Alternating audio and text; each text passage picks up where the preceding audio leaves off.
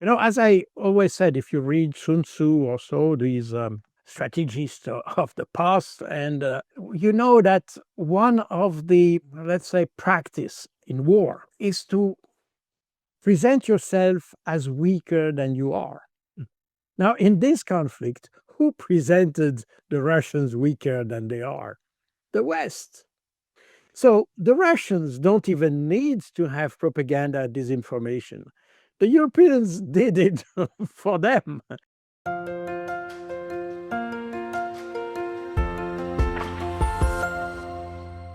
Hello, everybody. This is Pascal from Neutrality Studies, and today I'm talking to a countryman of mine, Colonel Jacques Baud, a former military intelligence analyst in the Swiss army, who later also worked as the head of small arms and light weapons and mine action in the Political Affairs and Security Policy Division of NATO. He has been one of the voices of reason across many different channels on YouTube and on various other outlets. So I'm very happy he's joining me today. Colonel Baud, welcome. Thank you very much for inviting me. Thank you. It's fantastic having you because you have a long experience, years of experience, first in the Swiss army, then also related with NATO. You've worked in the European environment of the post-Cold War. And I was wondering how you are looking now at these past 3 years of horror show that we've seen between Ukraine and Russia, but also the larger European horror show of, still everybody seems to be pushing for war, and especially the Europeans seem very afraid of the idea of having some form of realistic peace agreement that especially the Americans are trying to push, and that even Russia is saying we're working toward. How are you making sense of the current situation?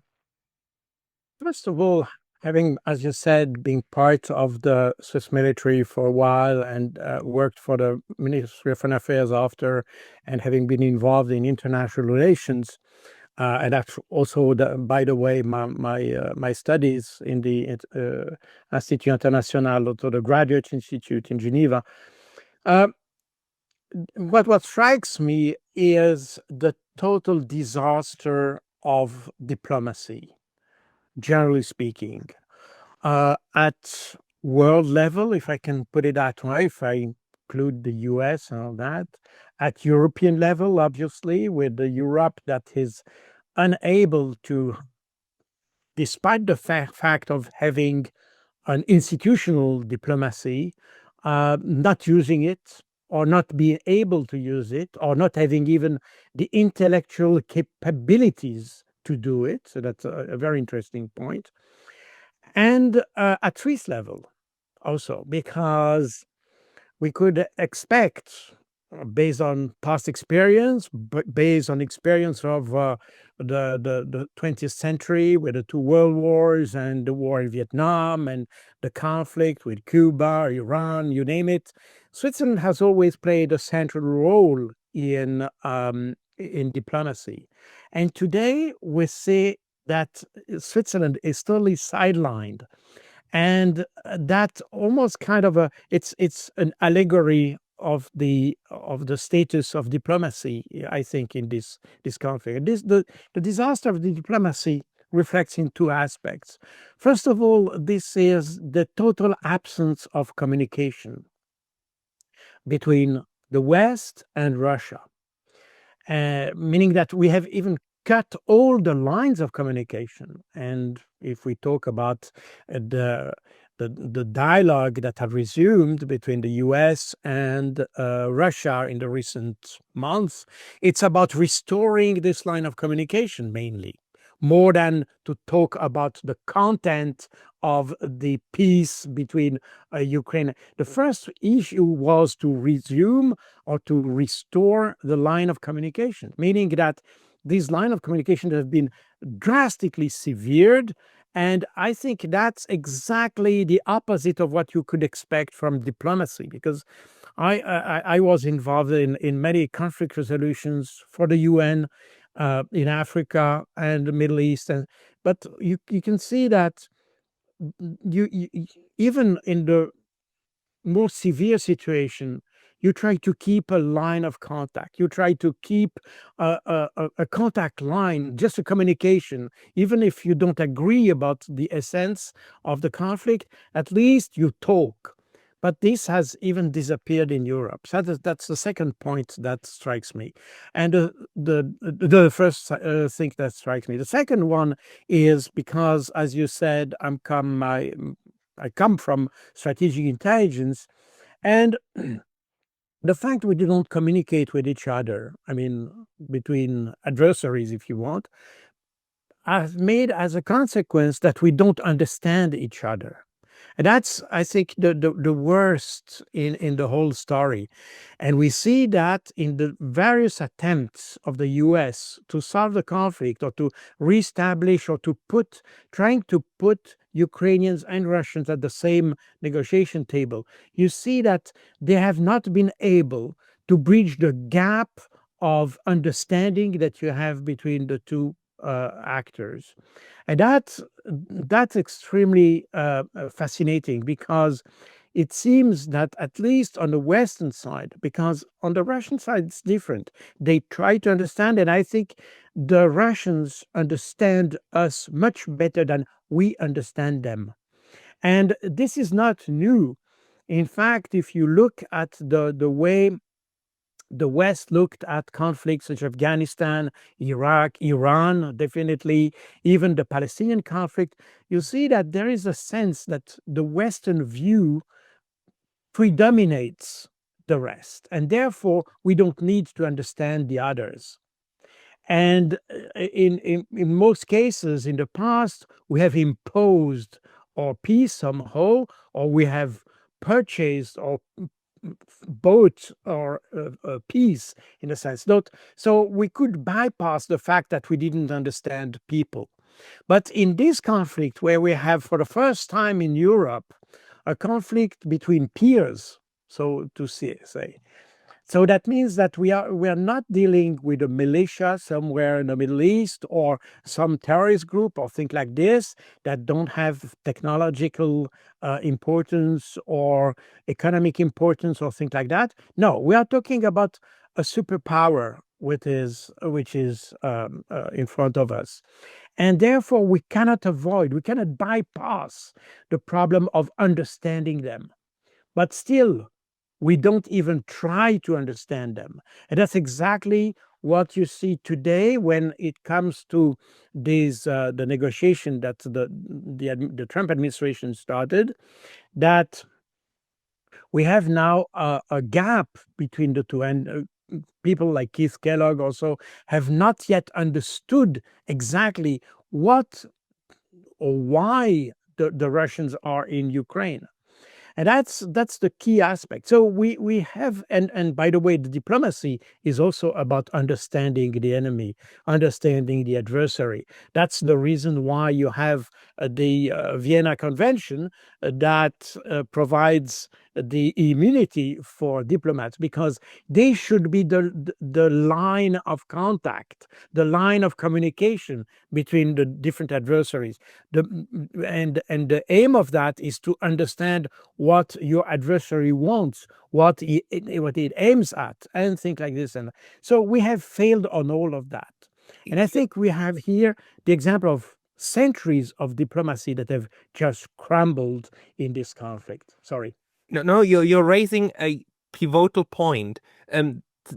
This issue of not understanding the other and not understanding Russia, of being at the core, not only of the problem we see going on, but of what's driving the conflict from the European side. And what I'm wondering is if this is not by design, and I don't mean like a conspiracy or something. I mean, the design, the logic of the conflict itself, that Europe, for the longest time, for the warfare that we've seen going on over the last 500 years, often relied upon narrative control, right? Narrative control of what this war is about. Is it a holy war? Is it the holy wars in the Middle East, right? The cruise. Sorry, what's the word? The when the Anglo-Saxons and everybody went to the Holy Land for the Yes, Crusades, the Crusades.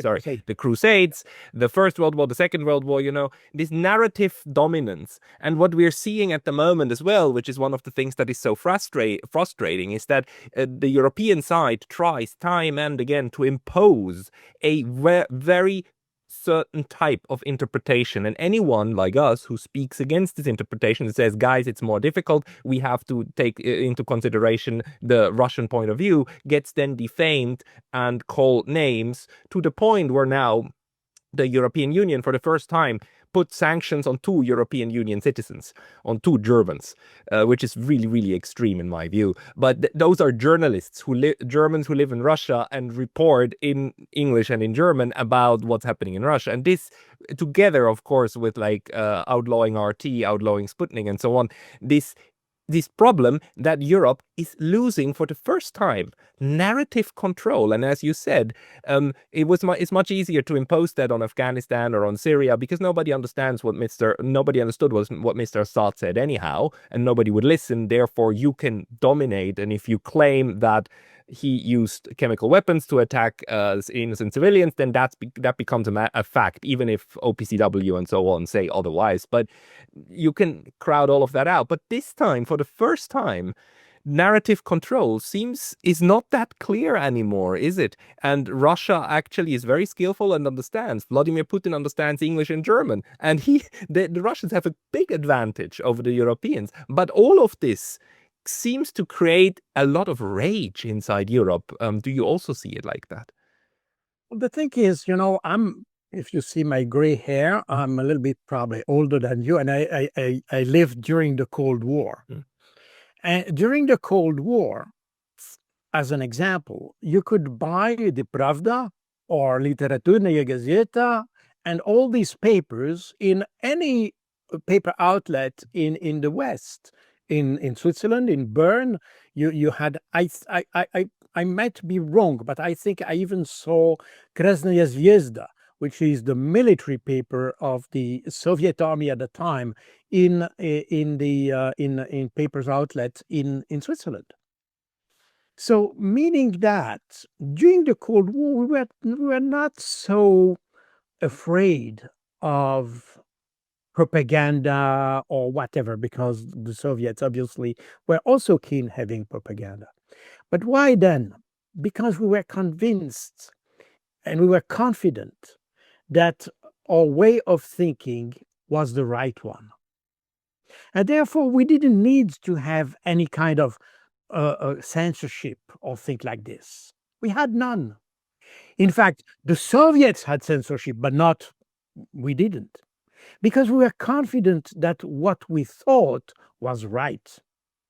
When you start putting a censorship, that means you are not so confident that what you do is right.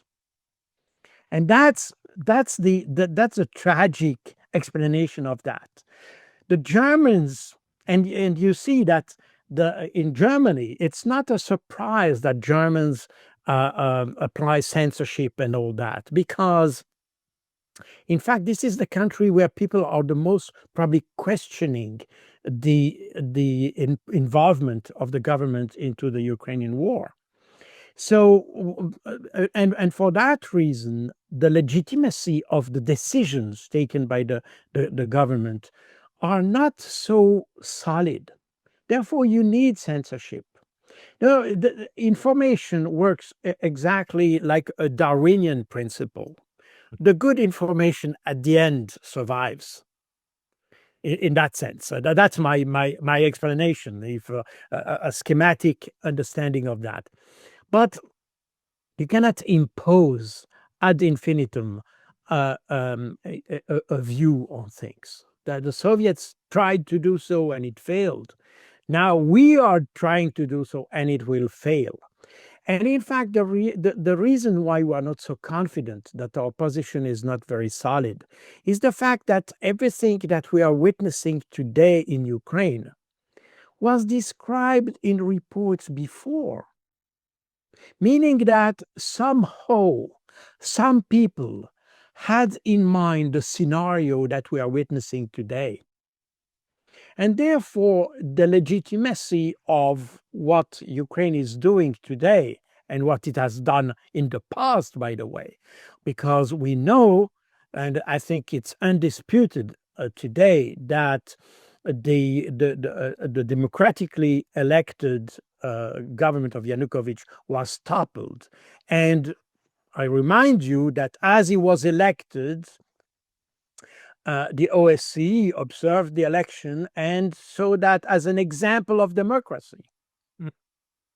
So, but it was democratically elected. So now we toppled that. And now we have, of course, to cover up this. And then all the decisions that have been taken since then about the language, which was basically the first decision taken by the non-elected government into February, on the 23rd of February 2014, and onwards, all these decisions were illegitimate, and we know it. And that's the reason why we need to have a narrative. And that's the reason why the narrative is so important. And it has become even more important than today when you talk about the situation. I mean, if you compare the situation on the ground and what is said in the media, you see a total discrepancy between what we see and the advance of the Russian armed forces and the optimism that you have, the in quotation mark optimism of Emmanuel Macron and Keir Starmer and Friedrich Merz and so on, who think that victory is possible, and you don't even know what victory would be, but okay, they say it's possible, and this discrepancy, in fact, threatens the support that we provide to Ukraine. Therefore, for Ukraine, the narrative is so vital because all the support it receives is based on the narrative that Russians are doing bad and blah blah blah, and you know all that, and that shows the distortion we have in the information landscape. On one hand, because we are not confident that what we are doing is the real, the right path, so to say. And the second aspect is that now the narrative has become the rationale for the lifeline support that we provide to Ukraine. And that creates this kind of distortion that a Russian can benefit from. As I always said, if you read Sun Tzu or so, these strategists of the past, and you know that one of the, let's say, practice in war is to present yourself as weaker than you are. Now, in this conflict, who presented the Russians weaker than they are? The West. So the Russians don't even need to have propaganda disinformation. The Europeans did it for them. And in fact, the whole narrative that we had, now it's changing a little bit because obviously it's not sustainable. But in what we have heard in our past 3 years is that the Russians were weak. They had no ammunition, they had no tanks, they had no officers, they had nothing. And in fact, they were on the verge of collapsing because the economy is failing and it's a country masquerading as a gas station, or a gas station masquerading as a country, and things like that. And today we have exactly the opposite. And if you heard the speech of Emmanuel Macron on the 5th of March this year, when he said that the main threat for France is Russia because they are prepared, after Ukraine, they will attack Europe. So you see this total discrepancy between what we say at one point and what we say at another point, the discrepancy between what we observe in the field and what we say on the other hand. So this also shows the inconsistency of our leadership. That's one thing, but it also shows something which is probably more important and probably more, I would say, a bigger source of concern, is the fact that the citizens don't care anymore. And that is something, especially in countries Switzerland, which is a very strong democratic tradition, we don't really question the government. We don't really question anymore. There is this kind of fatalism that has appeared, not just in Switzerland, but in the whole of Europe. But I measure it in Switzerland as more dramatic than in other countries because we are used to democracy. I mean, the French are not used to democracy. They don't know what democracy is. It's just a word for them, but they don't experience democracy. It's a monarchy. It's a monarchy where you just elect the king. This is the model of France. So they don't know what democracy is. In Switzerland, we know that what democracy is, but even there, we see that democracy is slightly dying because people don't care, and probably because all the lies that have been gone around, people get fed up with those conflicts, and you have a very tiny portion of the population who get or manage to keep interest in what's happening. Sorry. No. Thank you for a very good overview. This leads me to two questions. One is, why do you think that this became an all-European effort? I mean, on the one hand, we know that the top dog is the United States, and we know that the people who did the war games, the war plans, and the people who predicted, oh, we can use Ukraine and make it into a second Afghanistan and, fight the Russians with it. All of that comes from the neocon circles in the United States. And we clearly understand that on the structural level, this is obviously a Russia-US war. Some people call it a proxy war. I call it an implementation war because Ukraine is the implementation partner on the Western side, but the Russians are now fighting themselves, right? On the one, that's the structural level. But the Europeans, they go with it, and they became more saintly than the Pope, right? On pushing this, and only very few European political entities say like we shouldn't do that. The Hungarians and the Slovaks. Even the Swiss are embedded in this, right? As always, Europe is embedded in several layers, and the Swiss are just on a different level. But we are also embedded in this, at least ideologically. Why did it become a whole European phenomenon? And secondly, the last point you were making about fatalism. Do you think that this is something that happened over the past 30 years? Because there's also this demand that came, especially during COVID, but already before. Just trust your government. Just trust. We want trust, and you should trust. And if you don't trust the government, then something's wrong with you. Something's wrong with you. This idea of critically asking that is taught to us in school books was completely switched off over the last couple of years. Where do you see that one coming from? But yeah, can you speak to these two questions, Europe and trust? In fact, the common dimension of the two questions is the weak leadership. Mm. We have a weak leadership in Europe at large. I mean, in the world at large. And if you look at what kind of people we have to choose from when we have elections in the U.S., for instance, when you see who the Americans had to choose from, it's just amazing. The same in France, the same in the UK, the same in Germany.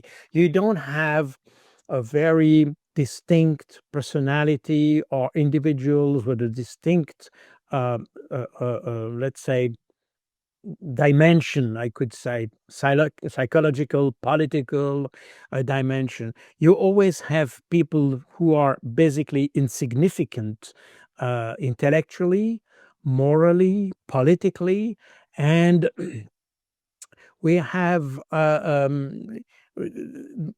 these people who very often lack a real leadership experience, lack life experience, lack professional experience, lack vision, lack intellectual openness, and things like this. Because at the end, the lack of intellectual openness, in fact, is the result of the rest. Is when you are restrained to, when you cannot understand your world, then you focus on kind of ideological approach to things, because that's your solution.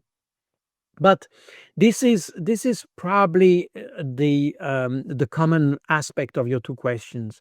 But if I start by the first question, obviously this alignment of Europe with the US. First of all, it's not completely surprising. There are some institutional dimensions that can explain that, NATO being one, and probably other aspects that ties Europe and the US. And in the past 30 years, all these wars that the US has done, I mean, Europe has followed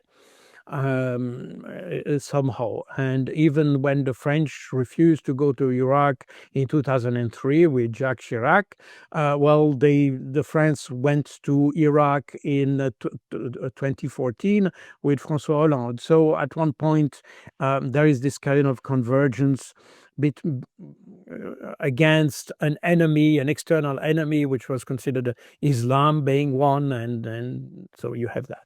So you have a sum of factors that explains that. One I can, let's say, describe by experience, because when I spent 5 years in NATO, and what struck me there is the influence that what Donald Rumsfeld called the New Europe has in NATO. And New Europe, basically, these were those countries who accepted the idea of going to war in Iraq in 2003. And these are essentially the Baltic states, Poland, Hungary. I mean, all these new members of NATO, in fact.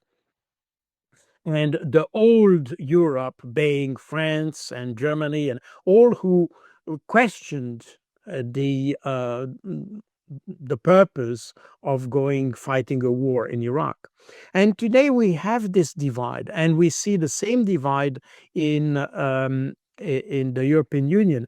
It's probably less obvious today because you have people like Emmanuel Macron and so on, who are they don't really know where they are going to. But if you talk to military people, you can see, and that was the case in NATO, because military people are basically essentially apolitical, even if they follow what their governments say. But when you talk privately to military people, and as I was in NATO, I talked to my peers, which were colonels, and in NATO, it's a very high level. So when you start talking to these people, you can understand that there is a huge gap between what the West, the all European armies thought about the situation in Ukraine as opposed to the new Europe one. And what we see today in Europe is the influence of these new European countries. I mean, we see all these countries that border Russia, who have uh, uh, uh, uh, been fed with this hatred of Russia for centuries, or at least decades. And the best example being Kaya Kallas, being the Minister of Foreign Affairs of the European Union. I mean, one of the smallest country in Europe, which is a net recipient of European aid and not a donor, which represents 1.5 million people. I mean, that's more than nothing, but still it drives the foreign policy of the European Union. That's explains to quite a large extent, I think, this shift in thinking in Europe on one hand, but also the fact that Europe is very much related or follows blindly the US. I mean, when we talk about the Baltics, I remember when I was in the Cold War, when you go in the entrance hall of the State Department in New York, in Washington, D.C., sorry, have a huge hall with all the flags of all the countries. And when I was there for the first time, it was during the Cold War. And you had obviously all the flags of the countries. I mean, obviously Soviet Union and so. But you had also 3 flags, the flags of the Baltic states, because the U.S. has never recognized the fact that they were embedded into the Soviet Union. And you had a government in exile that were living in the States.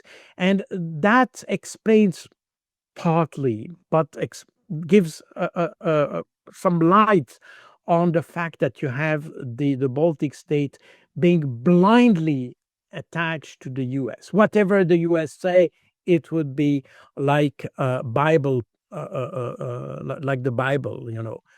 So that explains partly this kind of alignment.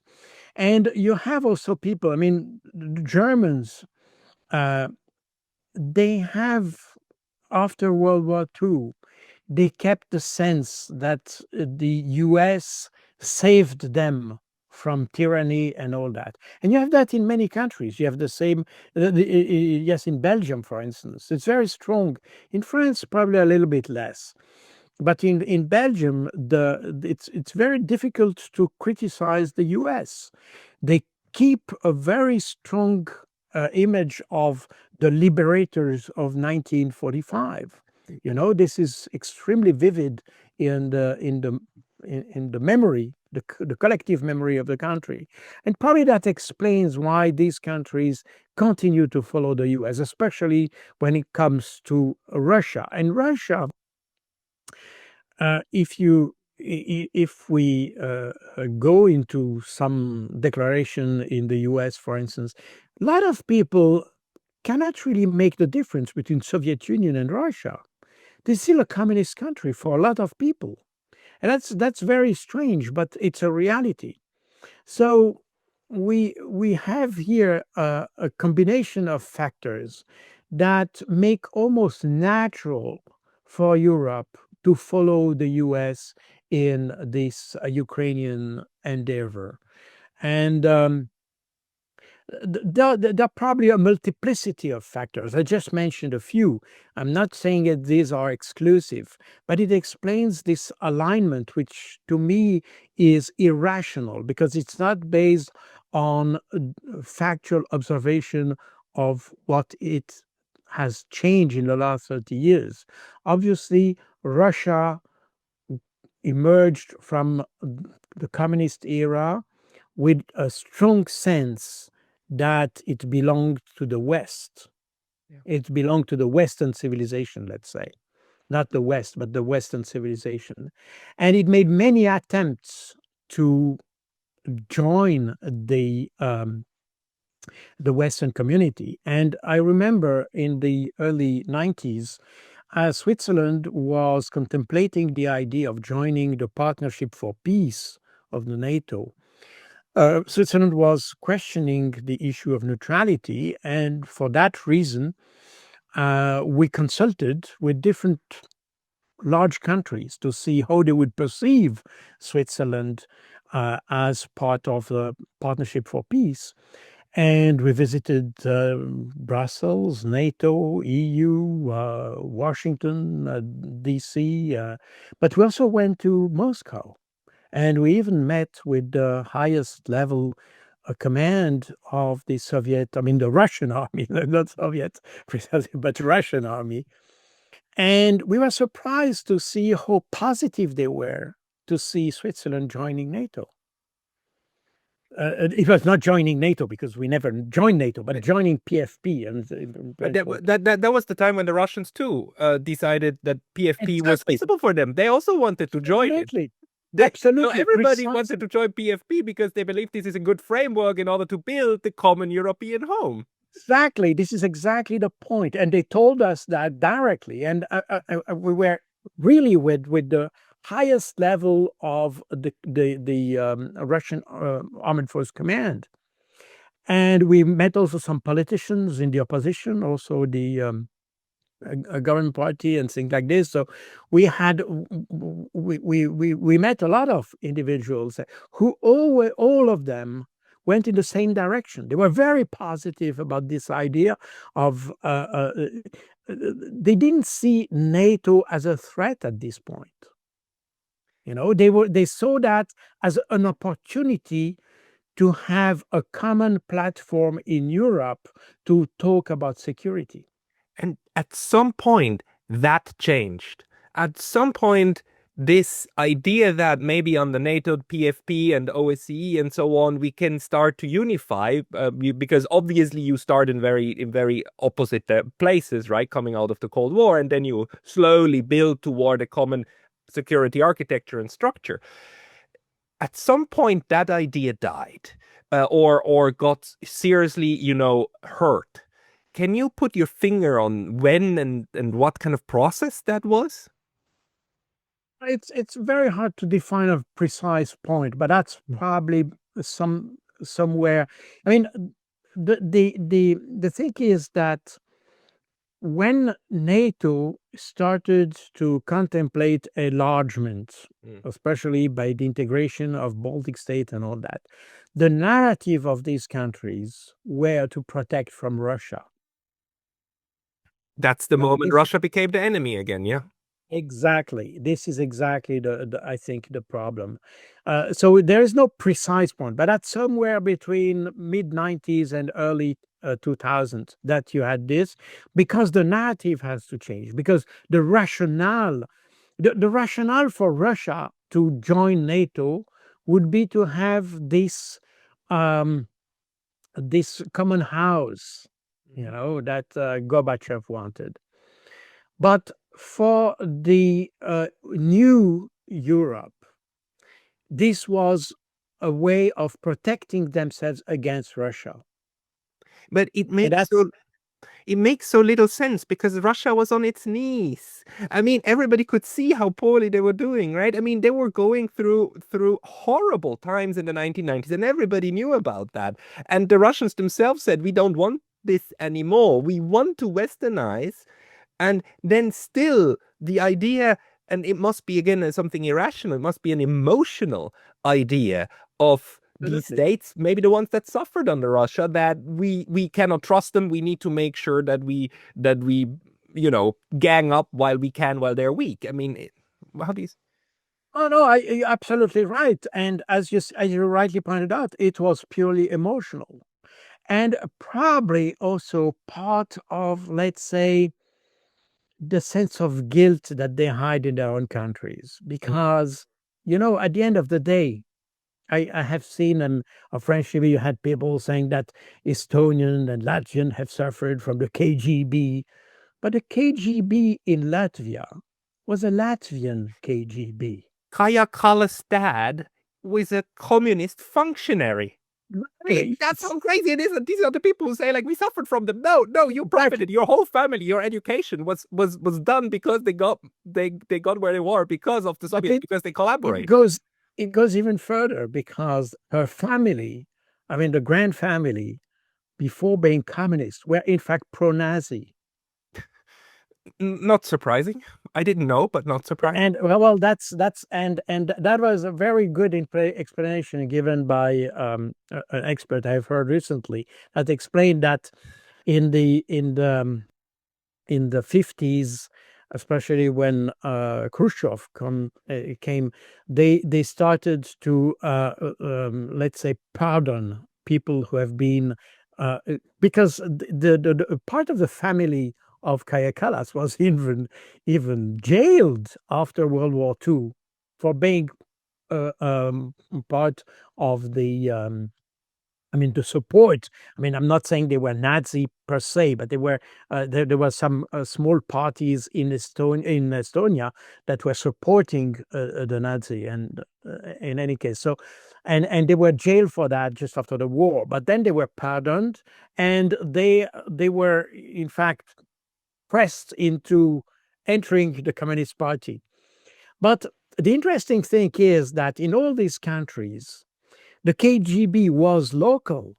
You had an Estonian, and they spoke Estonian in the Riga party in Tallinn and so on. They were speaking their local language, not even Russian. If you read the papers in the document of the KGB at that time, they were written, both in Russian or in Estonian, Latvian, or Lithuanian. So somehow they had to to be there is a sense of guilt for that. They oppress their own people, in fact. And you may or may not know that the member of Communist Party was the strongest in those countries. In the Soviet, in Russia, in the Soviet Russia, you had probably at best you had something like 5% of the population who were member of the Communist Party. But if you go to those Baltic states, you come to 20% or things like that. Wow. So you see, they had probably this sense of guilt that made them to focus on, and that's not very unsimilar. That what you have seen in France just after the war, where people, because they had a very strong sense of guilt, they emphasized the role of the enemy. It's the fault of the other, not mine. Yeah, and And you externalize it. You externalize it to something that you can demonize and then put away. I mean, even exactly, the Germans externalized it into the Nazis. It's like the this Nazis are a different nation, right? And you can externalize the guilt into that one, and thereby you can wash your hands in innocence. exactly. This is exactly that. We have exactly the same process. That's my understanding of that. So it's emotional essentially, but there is a sense of how to brainwash people or to you wash out this guilt that you had during the world wars and before world war, because all these countries, and that's in fact is shown in the tradition that they keep. I mean, they are still celebrating the Germans and things like this, and the participation into the Wehrmacht or the SS, Waffen SS divisions, things like that. So these people are celebrated as they are in Canada, because in Canada you have a huge uh, in fact, it was even a secret plan of the British to send those Ukrainian SS to Canada, because they wanted to use them at a later stage to destabilize Ukraine, and that was revealed a few years ago.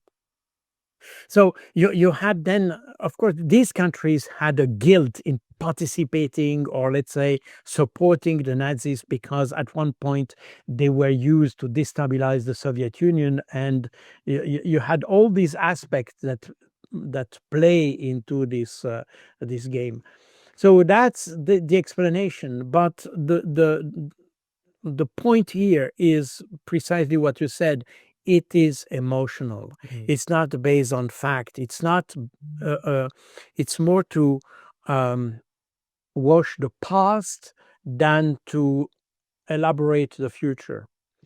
And And that's where I see a problem here. That the past is the past, and okay, that's the reality. But now, how do you see, how do you project yourself in the future?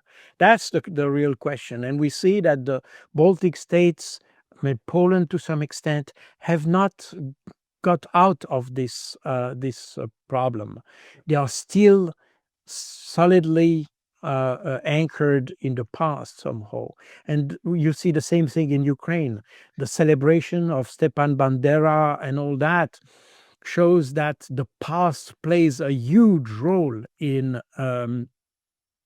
understanding the conflict. I mean, the recent past, not the distant past, but the recent past. I mean, up to World War II. the So this gives a flavor of emotionality in the conflict that, in my view, from a geopolitical point of view, should be abandoned, or we should not forget the past, but we should understand what is part of the past and what is part, part of the future. And this is a little bit what I'm missing in the in those countries who are not directly involved in a conflict. As I said many times, if I were Ukrainian, I would fight as a Ukrainian. If I were Russian, I would fight as a Russian, because you fight for your country as I would fight for Switzerland, as I would fight as a citizen of a community, as member of a community, and regardless of if this community is good or bad, that's always a personal view.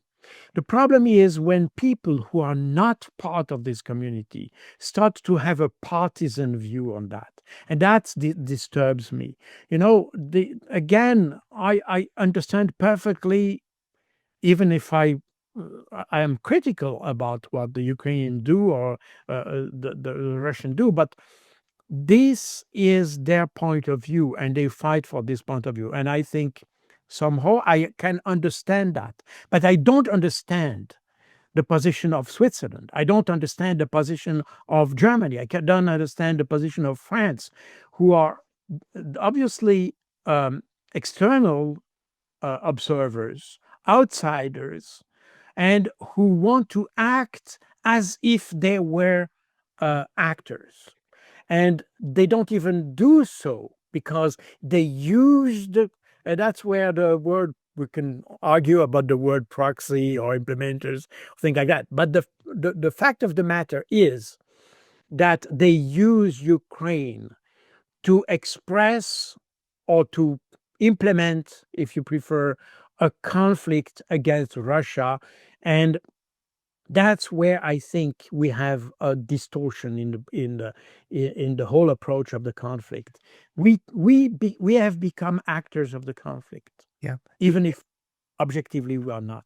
No, I think you're absolutely right. The point here is, I guess, that we also need to talk about the self-perception of these European countries, especially if we try to explain this nonsense to non-European colleagues who really, I mean, in Indonesia, in China, they look at this and they're like, what's wrong with you Europeans? I mean, you really need a bit of explanation here. But the self-perception, and Switzerland is one point, but if you look at the debate, how it happens in Germany, the Germans still think of standing with Ukraine as not only as opposing Russia, but as punishing Russia, because we must not reward Russia. Russia cannot be rewarded with territories in the east, right? Otherwise, the little child will not learn its lesson. So we, the adults, we need to teach a lesson to the Russian child, right? Which puts you into this position as an arbiter, the arbiter of truth, the arbiter of good versus evil, and so on. And that's still, until now, how people view view themselves. And the Swiss on a lower level, we used to have a firewall, and our firewall, in order not to make this mistake, is our neutrality. But we have eroded also that neutrality and now breached the firewall by siding also ideologically with one of the two camps. How do you see that? Oh, you're absolutely right. And we can make this junction between what you said about Germany and Switzerland, because my old friend Claude Wild, who used to be the Swiss ambassador to Kiev up to last year, it's a very old friend of mine. And when that was in November 22 or 23, I think, he was invited to the Swiss TV, and he was given an interview about the situation in Ukraine. And he said exactly what you said. I mean, if we don't support Ukraine, that would be rewarding the Russians for the aggression. Showing two things. First of all, that we want to punish Russia, but there was never the same intention about US in Iraq or US in Afghanistan and things like this. So we punish just the one we want to punish, but it's not about implementing international law. It's about just punishing based on political opportunism. In fact, it's that. And that's extremely disturbing. I mean, if Switzerland, as a neutral country, wants to punish people because they don't respect the international law, very fine. I'm happy to do so. But then we have to do that with Israel. We have to do that with the US.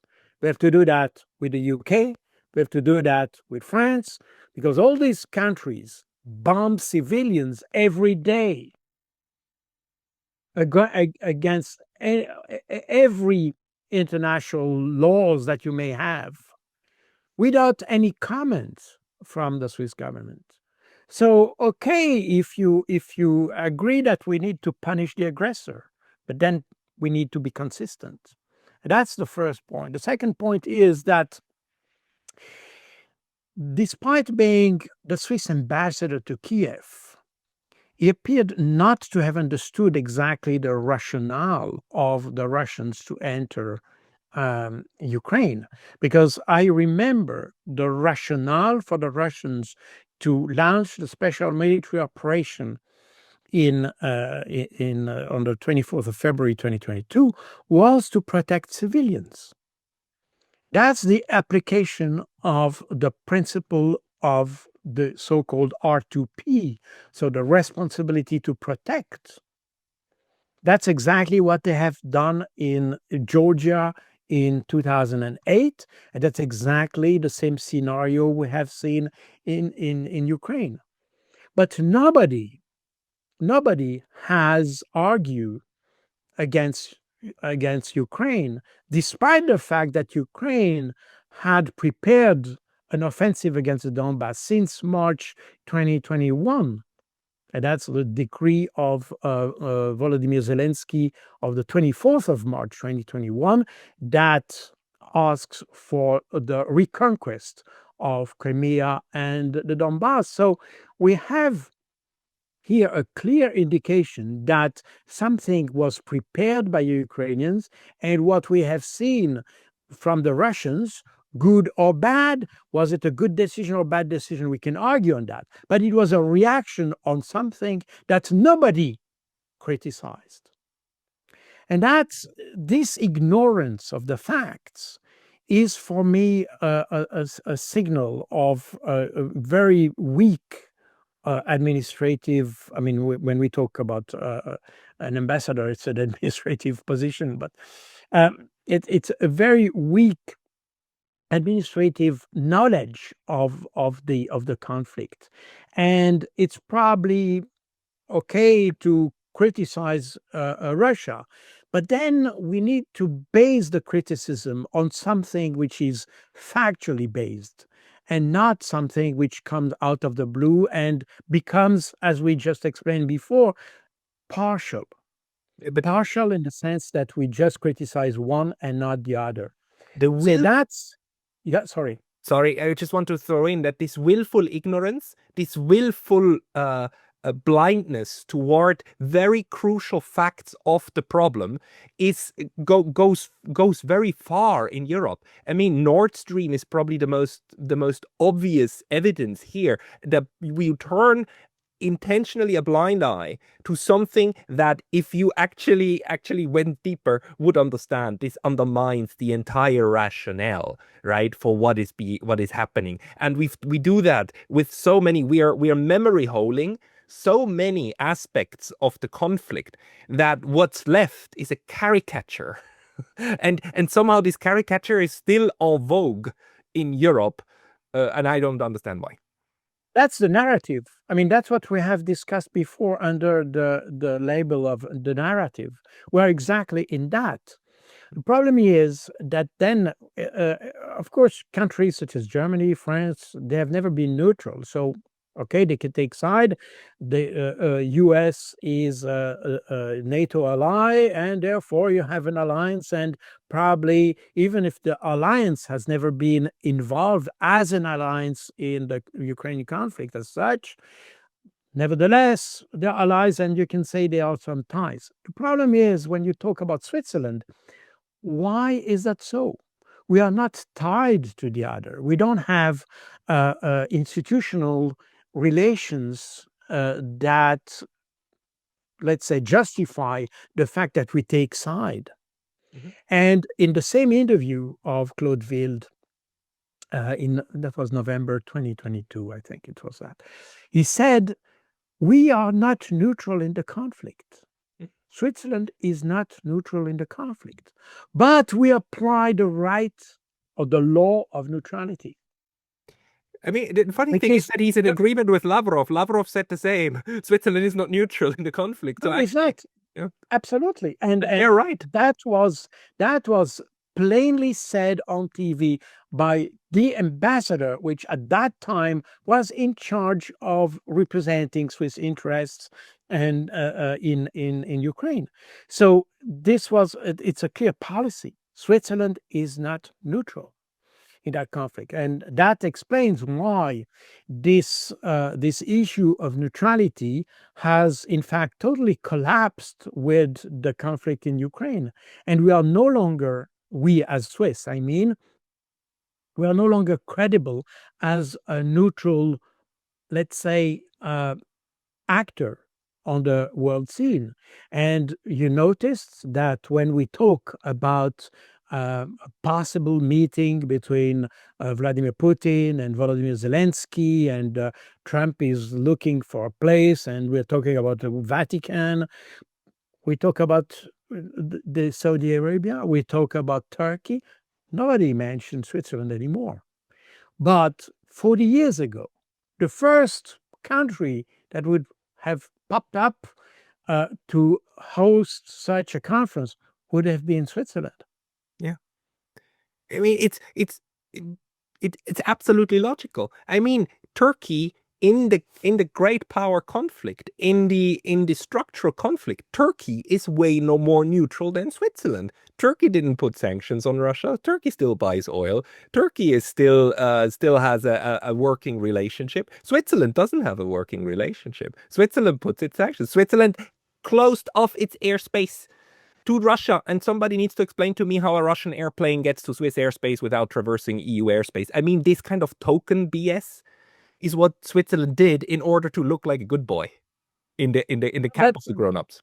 I fully agree. The thing is that Turkey has been, let's say, it has played a very interesting role, because it has been bad towards the Russians and bad towards the Ukrainian. I mean, they have been bad both ways, if you want. So it kept a balanced, unbalanced approach.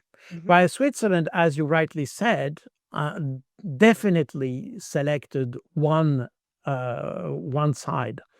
And why should the Switzerland do so? I mean, it could have been kept silent, simply just say nothing. But we have also to understand that the pressure, and I know that from very good source, that the pressure that was put on Switzerland in the very beginning of the conflict, I mean, the early 22, even before the conflict, and the in 22, let's say, the pressure by the US and the European Union was enormous, enormous. And I can also understand that Switzerland, being a country that is landlocked in the middle of European Union, if European Union would have sanctioned Switzerland because it supported Russia, it would be very hard time for Switzerland. I understand that. Even if during World War II we survived a similar situation. Yeah, but the rational thing to do in this situation is to use the talk of pressure in order to explain to both sides why you cannot do everything you want to do. And then you play each other against them. That would have been totally possible. There's no need to place your airspace. I completely agree. I completely agree. So I don't take the pressure that I mentioned before as the excuse. I mean, this is an explanation, but it's not an excuse, because obviously the role of diplomacy is precisely and there is something that we have a little bit forgotten in our neutrality in Europe, and your website or your chain or channel is about neutrality studies. But there is an aspect that we have a little bit forgotten. Neutrality is not simply the fact that you just observe the conflict and you do nothing. That's not neutrality, or that can be an aspect of neutrality.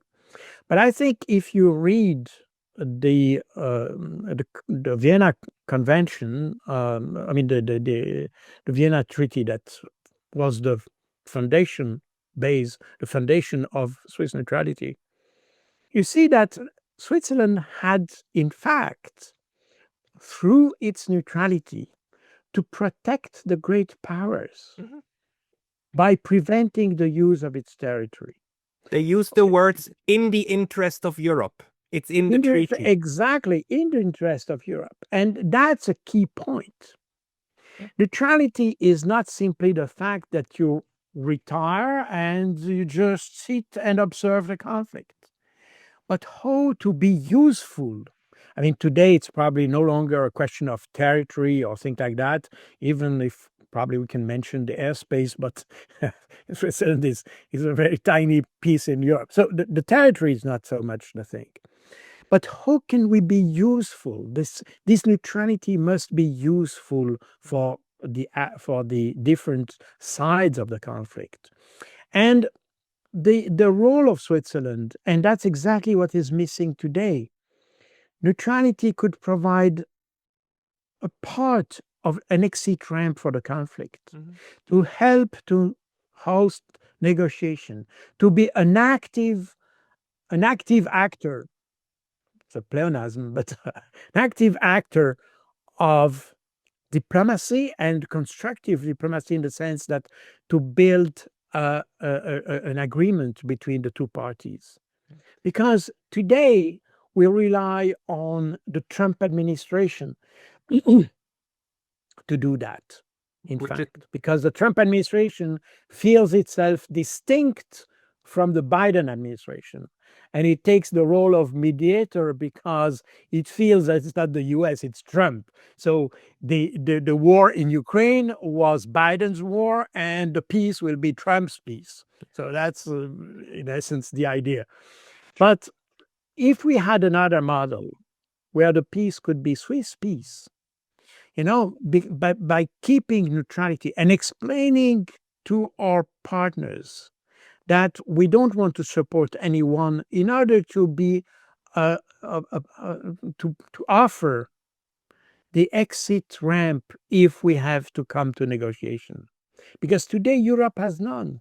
Yeah. No, it's a very sad state. But just because we were nearing the hour, last point is that Switzerland, we're gonna have a referendum, a mandatory one, and actually it will either happen late fall this year, or probably, or maybe rather spring 2026, in which the key issue is that we would write a definition into our constitution, and the definition would include no sanctions. Switzerland doesn't do sanctions unless UN approved. Um, what do you think from your observations? Are the chances good for this to be accepted by 51% of the population and the majority of cantons? Or what's your view on this? I think there's a problem in Switzerland that I'm not sure people understand what is at stake there.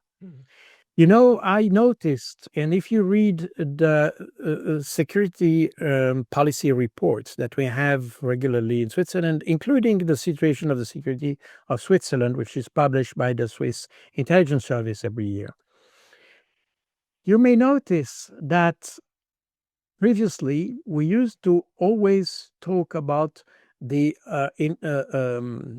law-based international order. This expression has totally disappeared from this report. And today it's a rule-based international order. Read the last reports. It's striking. And nobody talked about it I haven't seen a debate on that in Switzerland to discuss. We swallowed the framing. Yes. But the thing is that it has implications. And the implications are precisely what you are mentioning about the sanctions, for instance. Because according to international law, the only body which is entitled to impose sanctions, in fact, is the Security Council of the United Nations. This is the only body who is legally, according to international law, entitled to do so. For a simple reason, is that in the charter, the issue of not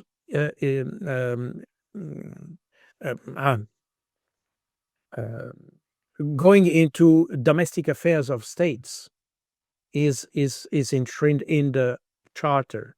This is the highest legal document.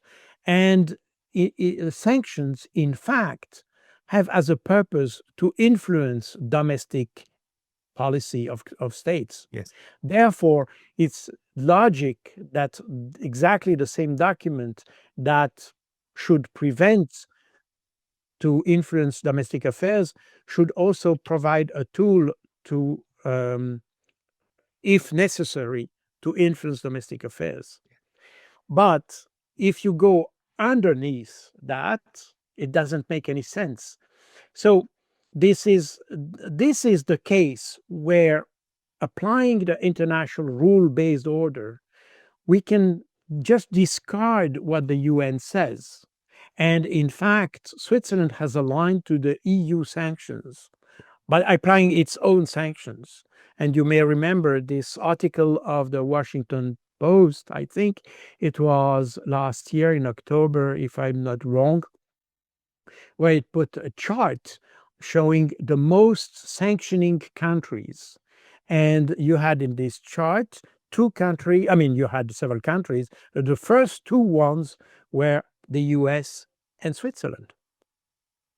We're the second most sanctioning country in the world, although we are neutral, although we pledged not to influence domestic affairs in countries, and sanctions are designed for that. So we have here an essential problem that we have in Switzerland, that those questions have not been debated. So I'm not sure people understand the role of these sanctions and what are the implications in our relationships towards the international law. No. And that, I think, is a key aspect that nobody has really brought to the surface in that discussion in Switzerland. No, and we need to discuss that, absolutely. But luckily, Colonel Baud, luckily, we do not put sanctions on Israel. Luckily, we don't put sanctions on the US. Luckily, we don't put sanctions on not even on Syria anymore, right? I mean, we don't put sanctions on anyone that NATO likes. I mean, exactly, that's the good news. Absolutely. So that's why we are still neutral. I mean, okay, it is insane. Colonel Jacques Baud, where should people go who want to read more from you? Oh, I have several books, and now next week I have my next book being published. All my books are available on Amazon and the good bookshops. The next one is on the covert wars in Ukraine, which basically deals quite a lot with all this influence war that is happening regarding Ukraine.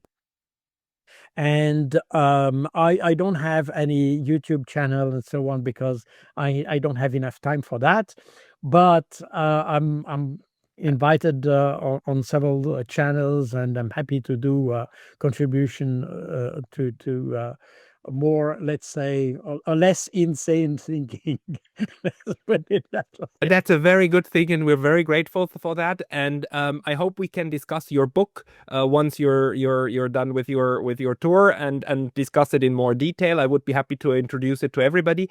Colonel Jacques Baud, thank you very much for your time today. Thank you for inviting me. Thank you very much. Thanks.